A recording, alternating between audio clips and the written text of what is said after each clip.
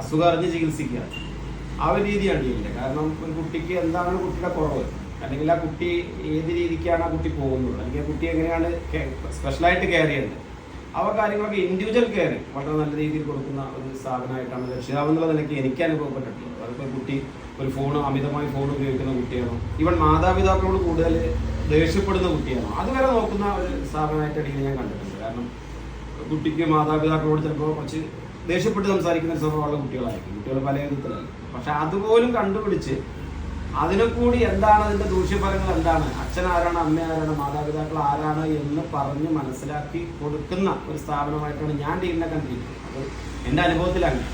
പിന്നെ പഠന രീതി അത് വേണം എന്ന് വെച്ചിട്ടുള്ള രീതി തന്നെയാണ്. ശരിക്കും കുട്ടികളെ ഇവിടുത്തെ ഈ ഒരു സ്ഥാപനത്തിൻ്റെ റിസൾട്ട് അപ്ഗ്രേഡ് ചെയ്യുക എന്നുള്ളതിലുപരി ആ കുട്ടികൾക്ക് നല്ലൊരു വിജയമാണ്, അല്ലെങ്കിൽ പുതിയൊരു തലമുറ നല്ല രീതിയിലാവണം എന്നുള്ള രീതിയിൽ തന്നെയാണ്. അന്ന് അത്രയും റിസ്ക് എടുത്തൊരു എൻ്റെ ആ ടീം മൊത്തം നല്ല, ഈ ഡീലിൻ്റെ എൻ്റെ ടീം നല്ല റിസ്ക് എടുത്തുകൊണ്ട് തന്നെയാണ് കുട്ടികളെ പഠിപ്പിക്കുന്നത്. അതിൻ്റെ ഒരു റിസൾട്ടാണ് ഇവിടെ കിട്ടുന്നത്.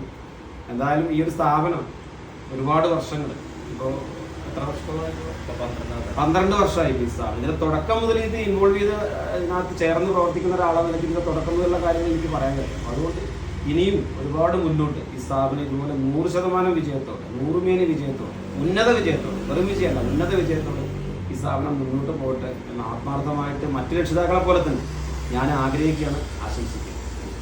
പ്രക്ഷോഭത്തിന് ഭയങ്കര സപ്പോർട്ട് ചെയ്യുന്ന നമ്മളെ, അതുകൊണ്ടാണ് നമ്മുടെ പേരൻസിൻ്റെ ഇൻവോൾവ്മെൻ്റാണ് കുട്ടികളുടെ റിസൾട്ട് ഉണ്ടാവുന്നത് വെറുതെ പറയുന്നതല്ല.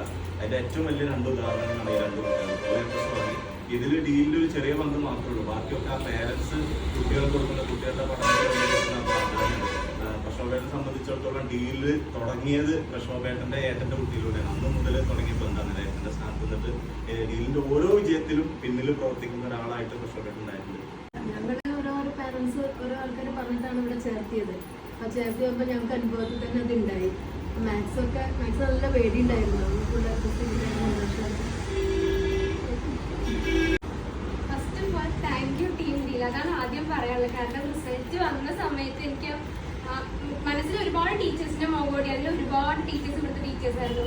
എനിക്കിത് റിസൾട്ട് വന്നപ്പോൾ ഞാൻ ഒരുപാട് ടീച്ചേഴ്സ് മെസ്സേജ് അയച്ചു. പക്ഷെ ആദ്യം എനിക്ക് മെസ്സേജ് അയക്കാൻ തോന്നിയത് ഇഷ്ടമായിരുന്നു. Thank you so much.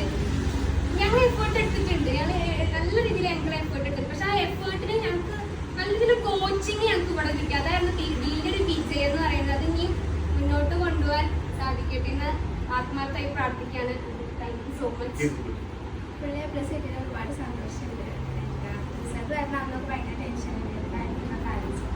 ഡീലിൻ്റെ ഓരോ കുട്ടികളുടെ വിജയത്തിലും വിഷ്ണു സാറും ഡീലിൻ്റെ ഓരോ സാറുമാരും ടീച്ചർ